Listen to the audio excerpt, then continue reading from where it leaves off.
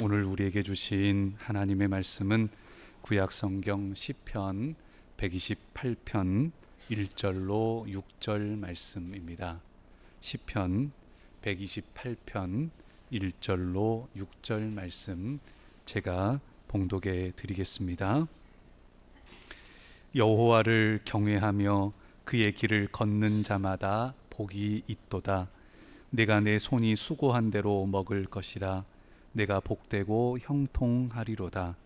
내 집 안방에 있는 내 아내는 결실한 포도나무 같으며 내 식탁에 둘러앉은 자식들은 어린 감람나무 같으리로다.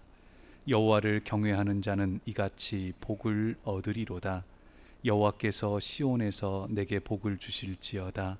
너는 평생에 예루살렘의 번영을 보며 내 자식의 자식을 볼지어다. 이스라엘에게 평강이 있을지로다. 아멘. 이 시간 하나님의 은혜가 저와 여러분과 함께 하시기를 간절히 소망합니다. 오늘 이렇게 예배드릴 수 있는 것도 참 은혜인 줄로 압니다. 우리 여기 계신 분 중에는 또 병원에 입원하셨다가 또 퇴원하신 분도 계시고, 또 오랜만에 주님 앞에 나오신 또 우리 어려움 가운데서 나오신 어르신도 계시고, 또 어지러움도 있고 또 여러 가지 안타까움도 있지만 주님 앞에 나와서 어쩌면 평생의 마지막 이 주님 앞에 나오는 발걸음이 될 수도 있다라고 하는 마음으로 나오신 분들도 있음을 압니다. 오늘 말씀은 시편 120편부터 134편까지 보통 성전에 오르는 노래라고 하는 그런 이 표제를 가지고 있는 시편입니다. 성전에 올라가는 노래라고 하는 이 부분은 크게는 두 가지 부분으로 볼 수 있습니다. 하나는요, 이스라엘 백성들이, 우리가 보통 우리나라 사람들도 명절이 되면 고향을 찾듯이 이스라엘 백성들은 세 가지 절기가 되면, 명절이 되면 꼭 예루살렘 성전을 찾고자 하였습니다. 그때에 성전에 오르면서 불렀던 찬송이 오늘의 말씀입니다. 또 다른 두 번째로는요, 이 부분이 히브리어 원문에는 있는 표제들에는 바벨론으로부터 돌아오는 노래, 혹은 바벨론으로부터 돌아오는 포로의 노래, 이렇게 말할 수 있다는 겁니다. 그러니까 다른 말로 말하자면 나라가 망하고 붙잡혀 갔던 포로들이 이제 돌아오면서 그 하나님 앞에 성전에 올라가면서 불렀던 노래가, 불렀던 찬송이 오늘의 찬송이라고 하는 겁니다. 보통 오랫동안 가보지 못한 곳이 있다 그러면 꿈에도 막 그리지요. 그러죠? 저도 이등병 때 군대를 가서 1년 1개월 만에 휴가를 나오는데 1년이 넘게 집을 처음으로 오는데 얼마나 그 길이 기다려졌는지 몰라요. 집에 돌아오는 그 길이 그렇게도 가고 싶은 거예요. 1년이 넘도록 집에를 한 번도 못 와보니까 그런 마음이 있더라고요. 그런데 오늘 말씀에 보게 되면 수십 년 동안 포로를 생활했던 이들이 이제 그 성전에 올라가면서, 그토록 기다렸던 곳을 올라오면서 찬송을 부르는데, 그 찬송에 아주 깊은 의미들이 담겨져 있습니다. 저희가 주일 오전 예배 때에 복에 대한 말씀, 복 있는 사람이 어떤 사람인지, 또한 복을 누리며 또한 그 복을 나눌 수 있는 길은 어떤 길인지 말씀들을 나누고 있습니다. 오늘은 여호와를 경외하며 그의 길을 걷는 자마다 라는 제목으로 말씀을 나누고자 합니다. 1절과 4절 말씀에 보니까요, 어떤 사람이 복이 있는가라고 했더니 여호와를 경외하며, 4절에서도 여호와를 경외하는 자는 이같이 복을 얻으리로다 라고 말씀합니다. 어떤 사람이 복이 있다고요? 여호와 하나님을 경외하는 사람이 복이 있다는 겁니다. 잘 입고 잘 먹고 넓고 좋은 집에 사는 것은 성경에서는 그 부분을 복의 열매라고 말을 합니다. 그래서 진정한 복은 뭐냐면 하나님과 함께하는 것이 진정한 복이라고 말씀합니다. 그러면서 오늘 말씀에서 그 여호와를 경외하는 것이 복이더라라고 말씀하고 있습니다. 포로 생활 가운데 혹은 이방에서 멀리 떨어져 살다 보니까 그러면 예전에 누렸던, 예전에 평범하게 여겨졌던 것이 얼마나 소중한 것인지를 알게 되죠.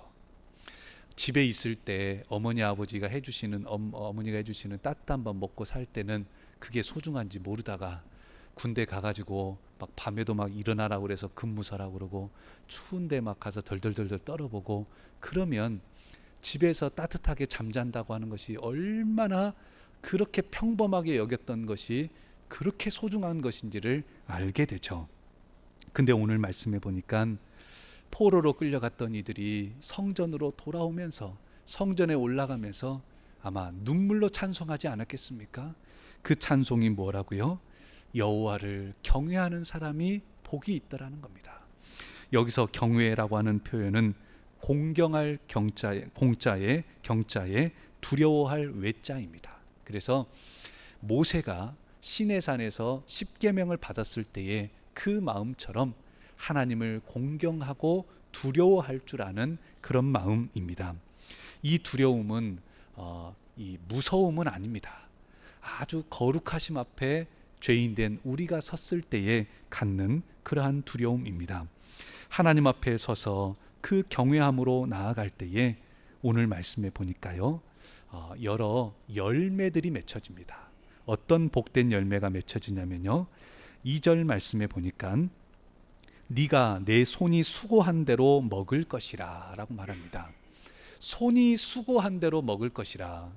그냥 이 말은 그냥 그냥 평범한 말 아닌가. 내가 열심히 손으로 일했으면 많이 벌고 많이 얻는 거 아니냐, 당연하게 여겨질 수 있습니다. 하지만 여러분, 포로로 끌려가 가지고 어떤 이들은 신발도 안 신고 삽니다. 당시의 포로들은 신발이 없습니다. 맨발로 사는 겁니다. 그냥 맨발로 일하고 아침 일어나서부터 일해가지고 저녁 자기 전까지 일을 하는데, 포로가 하루 종일 일을 해요.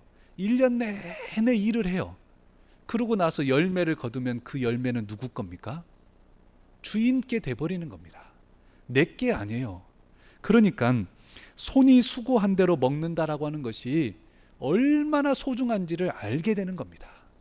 포로 생활을 해보니까 내가 열심히 일해가지고 걷어서 창고에 드리고 함께 나눌 수 있다라고 하는 것이 얼마나 소중한 것인지를 알게 됩니다.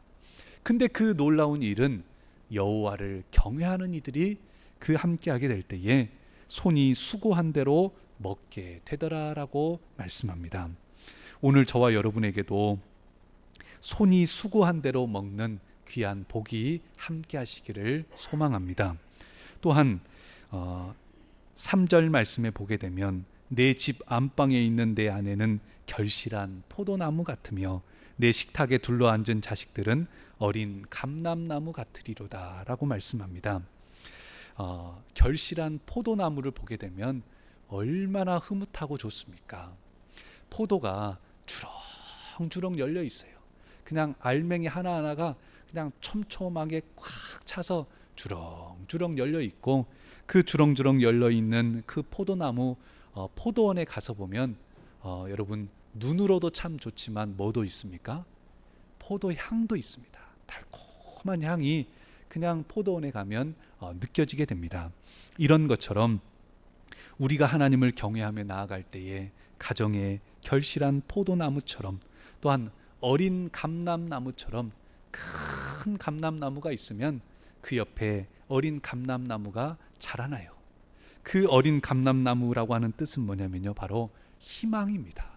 그러니까 하나님을 경외하며 나아갔더니 그 영혼에게 손이 수고한 대로 먹을 수 있게 되는 그 당연하게 여겨졌던 것이 누려지게 되고, 또한 하나님을 경외하며 나아갔더니 그 가정에 결실한 포도나무와도 같은 놀라운 열매들이 맺혀지고, 하나님을 경외하며 나아갔더니 그 가정과 영혼 가운데 새 희망이 어린 감람나무와도 같은 새 희망이 그 안에 싹트기 시작하다라고 하는 겁니다.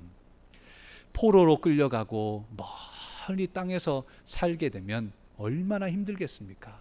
희망을 찾기가 어렵죠. 하지만 여호와를 경외하며 나아가면 그곳이 어느 곳이든지 그곳에 어린 감람나무와도 같은 놀라운 희망이 함께 할 줄로 믿습니다. 저는 요즘 토요일이 되면 토요일 저녁 시간이 참 행복합니다. 큰애는 전주 가서 공부하다가 토요일 저녁이 되면 옵니다. 이제 둘째도 고등학생이 됐다고 기숙사에 들어갔다가 토요일 저녁이 되면 와서 온 식구가 앉아가지고 밥을 먹습니다. 그전에는 잘 몰랐어요. 근데 제가 이제 그걸 보니까 우리 어르신들 마음도 알 것 같아요.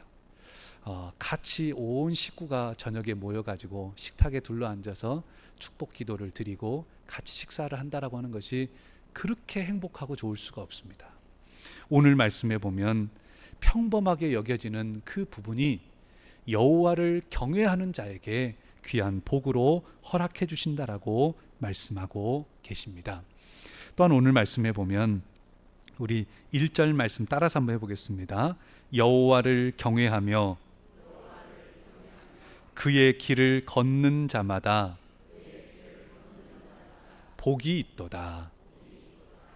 저는 이 말씀 묵상하면서 제 눈길이 머물렀던 말씀이 있습니다. 어떤 부분이냐면요, 그의 길을 걷는 자마다 라고 하는 표현입니다. 그의 길을 걷는 자마다. 그의 길을 걷는다라고 할 때에 그는 누구일까요? 저는 처음에는 언뜻 그냥 쭉 읽을 때는 여호와를 경외하며 나의 길을 걷는 자마다, 자기의 길을 걷는 자마다 복이 있도다, 이렇게 처음에는 이 말씀을 읽었어요. 근데 이 말씀을 묵상하면서 보니까 내 길이 아닙니다. 자기 길을 가는 사람이 아닙니다. 뭐냐면요, 우리말 성경에 보게 되면 그분의 길을 걷는 자마다 라고 말씀합니다. 그러니까 여호와를 경외하며 하나님의 길을 걷는 자마다, 여호와를 경외하며 예수님이 가시는 그 길을 함께 걷는 자마다 복이 있다라고 하는 겁니다. 이 부분은 내 마음대로, 내가 하고 싶은 대로, 내 뜻대로 가는 그 길이 아니라 하나님께서 함께 하시는 그 길, 나에게 허락해 주신 그 길을 걷는 자마다 복이 있다라고 말씀합니다. 이 말씀을 묵상하면서 여러분들에게 질문을 드리고자 합니다. 저에게도 질문을 했어요. 저에게도 질문을 했어요. 어떤 질문이냐면요, 여러분들은 지금 누구의 길을 가고 계십니까? 여러분 계획, 여러분의 뜻, 여러분의 생각대로만 움직인다면 우리는 내 길을 가고 있는 겁니다. 나의 길을 가고 있는 겁니다. 그런데요, 오늘 말씀에 보면 여호와 하나님을 경외하면서 주님의 길을 가는 이들에게 복이 있다라고 말씀합니다. 오늘 저와 여러분 모두에게도 그 은혜가 함께 하시기를 소망합니다. 우리가 나의 길을 가려고 하다 보면 속상할 때가 참 많아요. 나의 길을 가려고 하다 보면 때때로는 낙심이 될 때도 있어요. 괴로움이 있을 때도 있어요. 하지만 우리가 주님의 길을 가게 되면요, 주님의 길을 가려고 하면요, 여러분, 우리는 그때에 주님을 바라보게 되고요, 주님의 말씀을 따르게 되어집니다. 내 길을 가려고 하면 내 생각대로 내 뜻을 따르게 되지만 주님의 길을 가고자 할 때에 우리는 여호와 하나님을 경외하게 되어지게 되고, 그리고 그 길을 갈 수 있게 됩니다. 우리는 사실 본능적으로 우리가 그냥 아무 생각 없이 살게 되면 나의 길을 가기가 쉽습니다. 내가 가고 싶은 길, 내가 원하는 길을 가기가 쉽습니다. 하지만 오늘 말씀에서는 저와 여러분에게 말씀합니다. 나의 길을 가지 말고 여호와 하나님을 경외하면서 누구의 길을 가라고요? 그분의 길을, 주님의 길을, 그 길을 가라라고 말씀합니다. 한홍 목사님이라는 분이 쓴 하나님이 내시는 길이라는 책에 보니 이런 내용이 있습니다. 이 목사님이 한 번은 이 어디를 가는데 택시를 타고 가게 되는데, 택시를 탔는데 그 차가 이 꽉꽉 상습 정체 구간에 택시가 들어가게 됐습니다. 근데 가서 그곳에 택시를 타고 도착하려면 아이고 이러다 보면 한 시간은 걸리겠다 이런 생각을 했는데, 갑자기 택시 기사가 그러더라는 거예요. 뭐라고 하냐면요, 자기가 택시 운전을 20년을 했는데 이쪽 길들을 잘 안다는 거예요. 그래서 그냥 막히면 1시간은 걸리는 길인데 자기가 목적지까지 20분 만에 가게 해주겠다고 그러더라는 거예요. 그래서 이 목사님은 아무리 생각해도 20분 만에 가기는 어려운데 라고 생각했는데, 실제 이 택시 기사분이 골목길로, 샛길로, 고속도로로 이렇게 저렇게 연결해 가면서 정말로 신묘막측한 길로 다니면서 도착해서 보니까 딱 20분 만에 정확히 도착을 했더라는 거예요. 깜짝 놀랐다는 겁니다. 그러면서 이 목사님이 어떻게 이런 길이 있었는가, 어떻게 이 길 저 길이 연결이 되었을까라고 생각을 하다가 한 가지 자신이 몰랐던 것을 깨닫게 됐다는 겁니다. 뭐였냐면요, 그 길이 없었던 것이 아니라 자기가 몰랐던 길이었다는 겁니다. 그 길이 없었는데 택시 운전하시는 그 기사분이 없던 길을 갔던 게 아니고 자기가 몰랐었고 그 길은 있었다는 겁니다. 이사야 55장 9절 말씀에 보면, 이는 하늘이 땅보다 높음같이 내 길은 너희 길보다 높으며 내 생각은 너희 생각보다 높음이니라 라고 말씀합니다. 하늘이 땅보다 높음같이, 그러니까 하늘과 땅 차이처럼 하나님의 길은 우리의 길보다 훨씬 높다는 겁니다. 하나님의 생각은 우리의 생각보다 하늘과 땅 차이처럼 높으시다라고 하는 말씀입니다. 사랑하는 성도 여러분, 우리의 길을 갈 때에 때로는 막힐 때도 있습니다. 우리의 길을 갈 때에 그냥 답답하고 어떻게 하나 싶을 때도 있을 수 있습니다. 하지만 여러분, 그때에 우리의 길을 가지 마시고 나의 길을 가지 마시고 누구의 길을 가시라고요? 주님의 길, 우리 하나님께서 함께 하시는 그 길, 예수 그리스도께서 가시는 그 길을 우리가 여호와 하나님을 경외하며 그 길을 가시기를 바랍니다. 하나님의 길은 우리의 길보다 높으십니다. 하늘과 땅 차이처럼 높으시고 우리의 생각보다 하늘과 땅처럼 차이처럼 높으심을 기억하고 그 주님의 길을 가시기를 소망합니다. 주님의 길을 가고자 할 때에 여러분, 우리는요 내려놓을 수 있습니다. 주님의 길을 가고자 할 때에 여러분, 우리는 행복할 수 있습니다. 나의 길만 가려고 하면요 그 안에 행복을 찾기가 참 어렵습니다.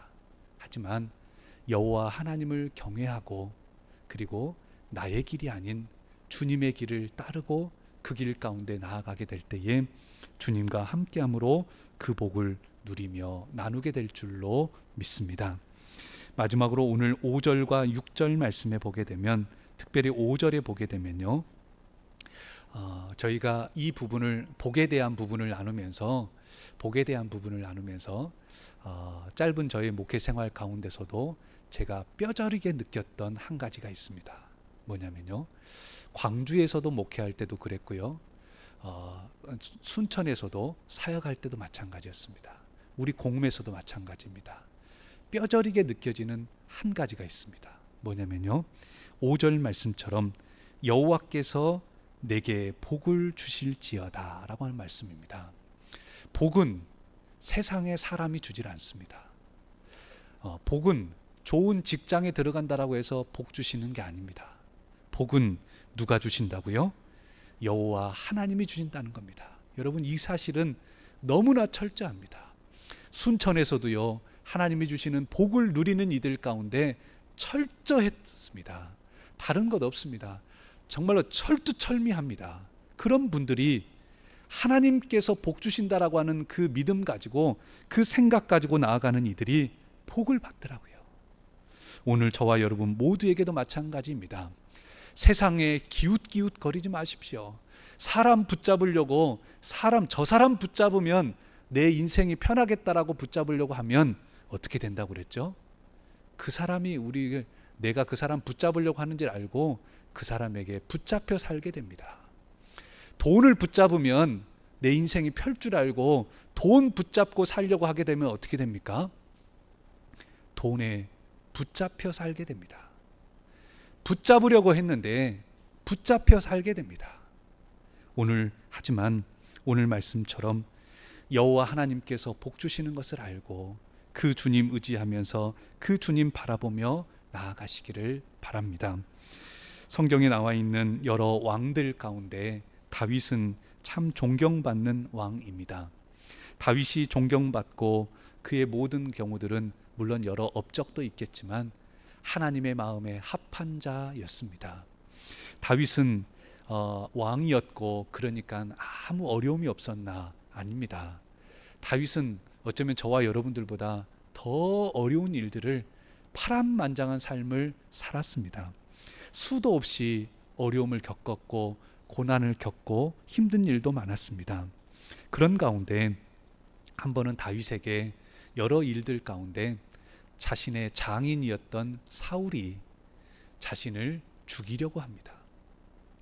다른 사람도 아니고 장인이 자기를 창을 던지고 단창을 던져서 벽에 꽂아버리려고 하고 그러면서 죽이려고 합니다. 그래서 어쩔 수 없이 이 다윗은 장인을 피해서 그 나라에서 도망 다니다가 나중에는 하도 안 되니까 다른 나라까지도 도망을 다니기도 하였습니다. 한 번은 다윗에게 2번씩이나 그런 경우가 있었습니다. 그 전에 이미 하나님께서는 다윗을 사무엘을 통해 가지고 기름을 부으셨습니다. 그 말이 무엇입니까? 사울 왕 다음에는 다윗이 왕이 된다는 겁니다. 이미 왕 될 것을 하나님이 찜해 놓으신 겁니다. 그럼에도 장인은 자기를 죽이려고 합니다. 막 정예 군사 3,000명씩을 데리고 다니면서 잡아서 죽이려고 막 쫓아다닙니다. 그때에 2번씩이나 다윗은 사울을 죽일 수 있는 기회가 있었습니다. 다른 막 밑에 있는 병사들이 장군들이 그냥 사울을 죽이겠다라고 함에도 그럼에도 다윗이 그것을 말렸습니다. 왜 그랬냐면요, 사울을 세우신 분이 하나님이셨기 때문입니다. 그리고 다윗은 하나님을 경외하였기 때문입니다. 만약에 여러분이 누군가에게 일을 맡기고 누군가에게 아랫사람에게 뭔가를 맡겨놨어요. 근데 그 맡겨놓은 사람이 일을 잘 못할 수도 있어요. 근데 다른 사람이 와가지고 나한테는 말도 안 하고 그 일 맡겨놓은 사람에게 함부로 하거나 막 해치거나 그냥 보내버리거나 그렇게 한다라고 그러면 그 다른 사람이 일을 맡겨놓은 그 사람에게 결례를 범하는 게 되는 거죠. 맞죠? 그런 것처럼 하나님께서 사울에게 일을 맡겨놓으시고 왕을 세우셨는데 다윗이 사울을 해치고 그런다고 한다면 그것은 하나님을 경외하는 것이 아니라 하나님 앞에 교만함이 되어지는 겁니다. 그래서 다윗은 철저하게 자기를 죽이려고까지 쫓아다니는 그 장인을 끝까지 죽이지 않고 하나님 앞에 맡겨드립니다. 그것은 여호와를 경외함이었고 그리하며 나아갈 때에 하나님께서는 다윗을 귀한 왕으로 세우고 또한 그 나라를 지켜주셨습니다. 시편 34편 9절 말씀에 너희 성도들아 여호와를 경외하라 그를 경외하는 자에게는 부족함이 없으리로다 라고 말씀합니다. 여호와를 경외하는 자에게는 뭐가 없다고요? 부족함이 없습니다. 또한 잠언 14장 27절 말씀에 여호와를 경외하는 것은 생명의 셈이니 사망의 그물에서 벗어나게 하느니라 라고 말씀합니다. 그물에 그냥 걸려가지고 다 죽었다라고 하는 생각이 들 수 있는데 여러분 그때에 여러분의 길을 가지 마시고 주님의 길을 가보십시오.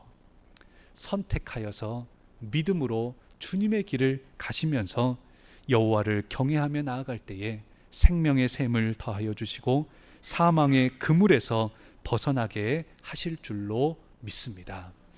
말씀을 맺고자 합니다. 저는 우리 공음교회가 또 그리고 우리 모든 교우들이 복 있는 사람, 또 많은 복을 누리면 좋겠습니다. 또한 우리 공음교회도 복 있는 교회가 되면 좋겠습니다. 그 길은 다름 아닌 오늘 말씀에서 보면 여호와 하나님을 경외하는 자가 복이 있다라고 말씀합니다.